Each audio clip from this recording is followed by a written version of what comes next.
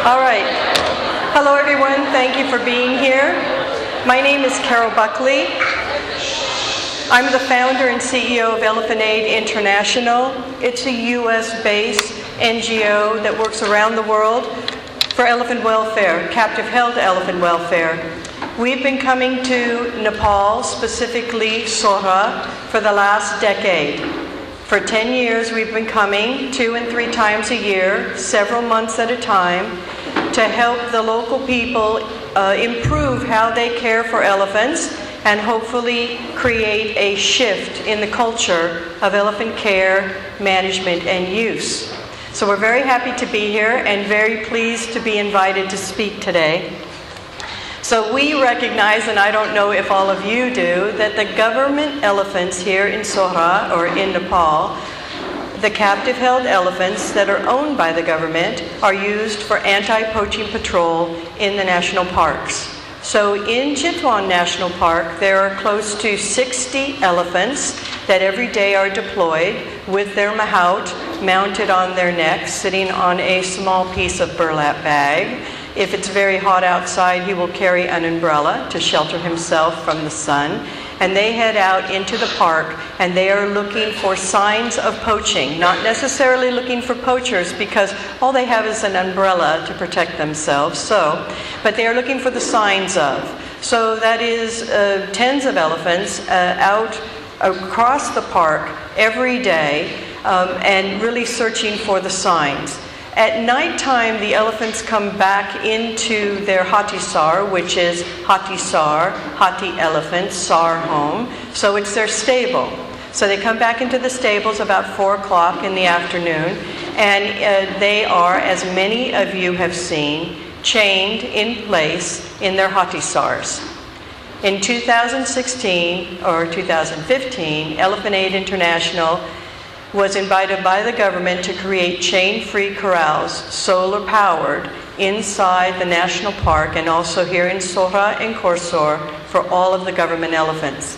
We took 2 years to achieve that project at no cost to the government whatsoever, and it was smashingly successful for about a year. Then there were major floods and very active wild bull elephants that destroyed the chain-free corrals. As a result, all of the government elephants are back in chains. We are also back in discussions to determine how are we going to improve the welfare of these captive-held elephants that work so hard, hand in hand with the rangers for anti-poaching patrol. So that's an ongoing effort. But so now I've told you that the elephants are actually working in collaboration with the rangers. There are 13 hatisars inside the national park where the rangers live, and the mahouts and their elephants also live, so side by side, and they work together. So what do rangers and anti-poaching patrol elephants have in common? And you'd be surprised how closely related we all are. So all the needs that a good ranger has for good health, psychological health, physical health, is the same thing for the elephants. They need good food, they need good shelter, and of course, they need to build skills. So truly, the human rangers and the elephant rangers need the same things. So, healthy diet. Now, we know basically what a healthy diet consists of for humans. For elephants, they're a vegetarian by nature. The Asian elephant is a grazer, as opposed to the African elephant, which is a browser. But in the wintertime, the Asian elephant will also browse, primarily because the grasses are dormant. But this being their natural habitat, the grasses grow nearly 11 months out of the year, and so it's only for 1 month that they're eating more browse, which gives them minerals that they so need to get through the rest of the year. So they need very little vegetables and fruits. It really is plant material that they need. They also need to be living in a clean shelter, no different from the rangers. If they don't have a clean environment, they themselves cannot stay healthy. So in the case of the elephants, who do not have autonomy and are not allowed to wander around into cleaner spaces, their mahout has the responsibility of keeping their stable clean, and it's a challenge. And what we see here in Sohra and in many Asian countries is the manure and the old grass is collected and moved to the side, outside of the reach of the elephant, who is tethered by a chain. Then later on, that pile of manure and grass is burnt. It doesn't just burn in a big flame and burn away, it smolders. And it continually smolders, day and night.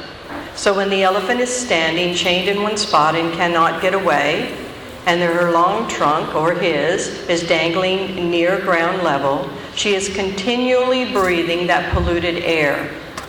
It's the same, I don't know if any of you woke up this morning and said, what is that smell in the air? Smoke. So it is as bad for us and our lungs as it is for the elephants. And nearly 10 years ago, a researcher came in and did testing on all the captive-held elephants, which there are more than 200 in Sohra, and found that 33% of the elephants had tuberculosis, the human strain of tuberculosis, given to them by humans and easily passed back from the elephant to humans. So again, the stable needs to be clean and it needs to be a healthy environment. They need an appropriate amount of exercise, but this needs to be self-directed exercise, not exercise dictated by the mahout, because the elephant knows how they need to move.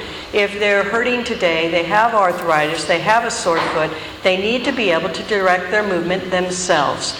But under the control of a mahout, then they really don't have an opportunity for self-directed exercise where a chain-free corral meets that need. So if they are not chained, during the time they are not working, they can do self-directed exercise and rest.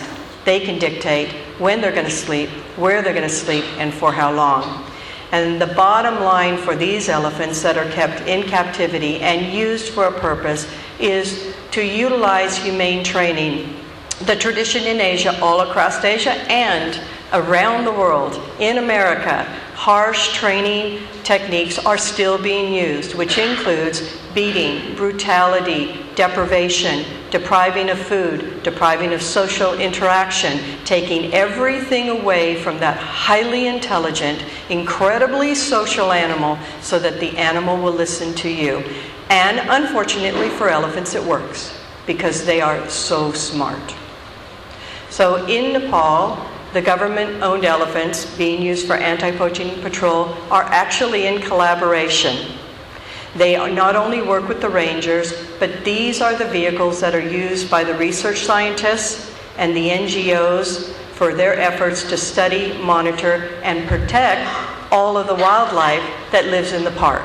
So elephants are not only protecting their brethren from poaching, they're also the vehicle that brings the researchers and the rangers into the habitat so that the other animals can be studied and therefore protected.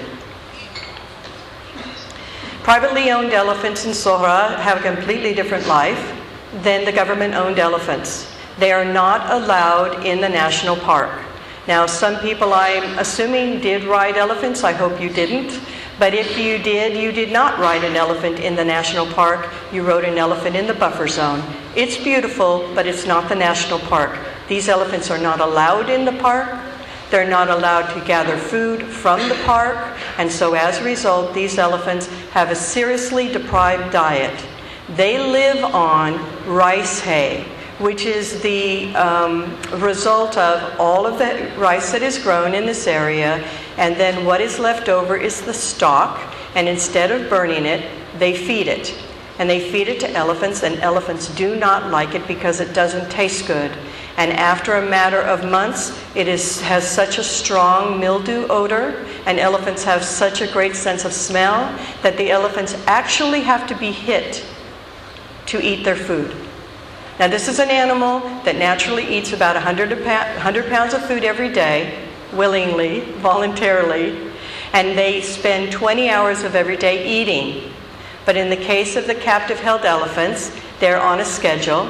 They get fed 3 times a day, and they get fed food that is not nutritious for them. So we'll move quickly into this. As I explained, the wild elephants and the government elephants eat the vegetation in the habitat in Chitwan National Park. They breathe the fresh air instead of polluted air. They walk on natural substrate, which is really, really good for their feet, and they're away from the big crowds. Opposite of that is the private elephants eat unhealthy food. They breathe polluted air. They walk on hot asphalt roads, which overheats them and splits their nails and damages their foot pads, and they have to live within that noisy, chaotic tourist environment. This is just a repeat. What the elephants should eat and what they should eat and what they get to eat, and then again, where they actually live, what surface they stand on, what surface they walk on, and how that negatively impacts them. The last thing is harsh training methods. Traditionally, everywhere, elephants are hit to be forced to obey. And the problem is that no one realized that elephants are so smart that you can actually train them with positive reinforcement and patience, and by developing a relationship with them. They're social animals. You develop the relationship, they're going to be true to you. They're going to do what you want them to do because you respect them, they respect you.